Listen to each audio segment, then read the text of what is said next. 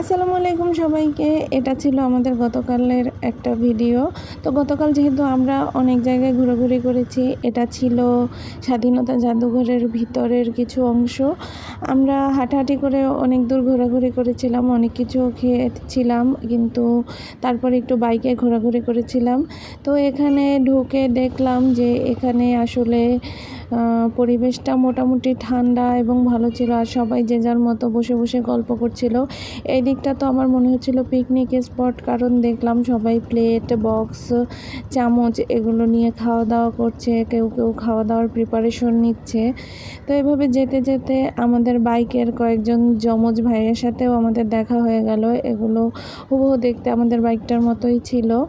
তো আমরা সামনে এগোচ্ছিলাম আর সব কিছু দেখছিলাম, আর পরিবেশটা আসলেই অনেক সুন্দর ছিল, কিন্তু চারদিকটাও অনেক নোংরা, যে যার মতো নোংরা করে বিভিন্ন প্যাকেট, খোসা এগুলো ফেলে রেখেছিল। তো এই দিকটা আমার মনে হচ্ছিল একটু পাহাড় পাহাড়, কেমন যেন উপরে ঢিপির মতো ছিল, উঁচু ছিল, আর সবাই যে যার মতো ছায়া দেখে বিশ্রাম নিচ্ছিল, কথা বলছিল, গল্প করছিল, আড্ডা দিচ্ছিল সবাই। তো যেতে যেতে এই পথে এই যে শিখা অনির্বাণের সামনে এসে দাঁড়ালাম। এটা তো দেখতে খুবই ভালো লাগছিল, আর আমি প্রথম শিখা অনির্বাণ দেখলাম।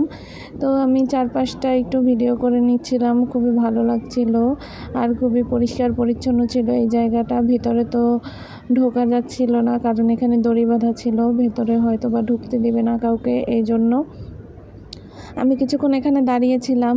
আর এর বিপরীত পাশের রাস্তাটা আমার কাছে খুবই ভালো লেগেছিল, যে দুই পাশে গাছ ছিল, গাছগুলো অনেক সুন্দর দেখা যাচ্ছিল, মাঝখান থেকে আবার জাদুঘরটাও দেখা যাচ্ছিল।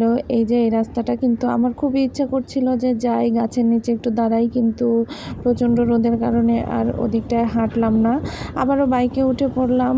আর এখানে আসলে বেশিরভাগই দেখলাম সবাই জোড়া বেঁধে গল্প করছে। তো চারপাশটার পরিবেশটা খুবই ভালো লাগছিল। ঢাকা শহরের মতো একটা জায়গায় এরকম নিরিবিলি পরিবেশ, এরকম গাছপালায় ঘেরা, আমার কাছে তো খুবই ভালো লাগলো। এভাবে আমরা সামনের দিকে এগোতে লাগলাম, কারণ একটু আগেই আমরা এখান থেকে হেঁটে হেঁটে ঘুরেছিলাম, সেই ভিডিওগুলো নেওয়া হয়নি। এরপরে যেহেতু বাইকে যাচ্ছি, তো আস্তে আস্তেই আমরা বাইকটা চালাচ্ছিল, আর আমি ভিডিও করে নিচ্ছিলাম। এই দিকটা এসে বাইকটা একটু দ্রুত চললো, তারপরে দেখলাম যে আবার আমরা জাদুঘরের কাছাকাছি চলে এসেছি। আর এখানে একটা ভবন আমার চোখ আটকে গেল, এটা হয়তো বা ক্যামেরায় অতটা ভালো মনে হচ্ছিল না, কিন্তু অনেক বড় ছিল বিল্ডিংটা, আর অনেক সুন্দর ছিল। তো এই সামনে এসে আমার আবার চোখ আটকে গেল, একটা মন্দিরের মতো কিছু একটা দেখলাম। তো এটাও আমি একটু ভিডিও করে নিলাম। তারপরে সামনের দিকে গিয়ে দেখলাম হিন্দুদের বিভিন্ন পূজার সামগ্রী বিক্রি হচ্ছিল, হয়তো বা এই মন্দিরের কাজে ব্যবহার হয়। আর সামনে কিছু খাবার স্টল ছিল, সবাই যে যার মতো খাবার খাচ্ছিল বসে বসে। তো এইভাবে আমরা সামনের দিকে যাচ্ছি। তো যেতে যেতে আমি ভিডিওর প্রায় শেষ প্রান্তে চলে এসেছি, আর এসে দেখলাম যে আমরা রমনা কালী মন্দির এই গেটটা থেকেই বাহিরে বের হচ্ছি।